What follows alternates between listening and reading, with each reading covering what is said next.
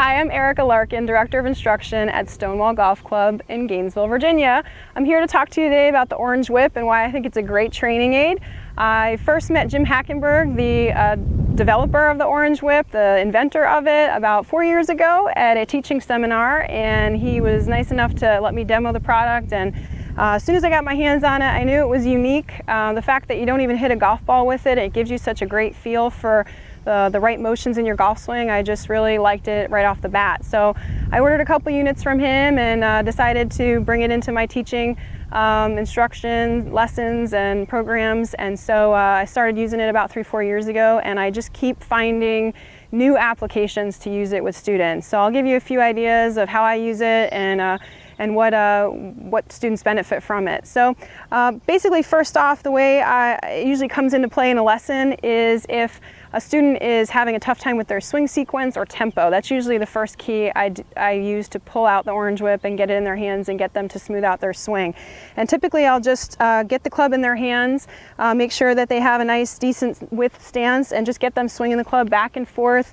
And I'll just kind of have them mimic me doing it. I usually have a second Orange Whip that I'll hold while they're using theirs, and then just get them to make their swing bigger and bigger until they get all the way up to a full swing. And as they're moving, I just find naturally people get into a good motion because they have to stabilize themselves. They have to resist a little bit against the club, which feels like it's going to swing them if they don't stabilize their body. So instantly footwork usually looks better. And as they're swinging just like this, I'm usually talking to them saying, okay, like now, do you feel at the top of your swing how you get that sense of the club lagging a little bit? Do you feel the shaft bending? That's called lag. This is the sensation we want to have through the swing. And I might explain to them or show them that if we throw the club down the wrong way, that it's whipping us instead of us whipping the club.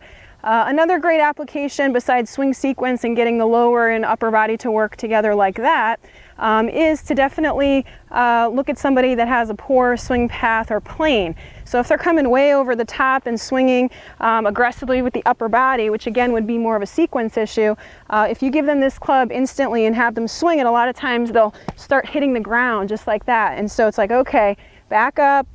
Let's get that club in the air, swing it like a driver. Let's swing it out away from our body. Let's try to just really swing it up in the air and not hit the ground. And they have to find a way to work that club back on plane. So I think for swing plane, it's great as well. So you have swing sequence, tempo, lag. So all your casters out there, this is a great tool to use with them. And not to mention, of course, just swing path and plane issues. So keep finding new ways to use it, and definitely pass them along if you can think of any that I haven't mentioned. And good luck with using the Orange Whip. I would highly recommend it as a top 25 training aid. Thanks.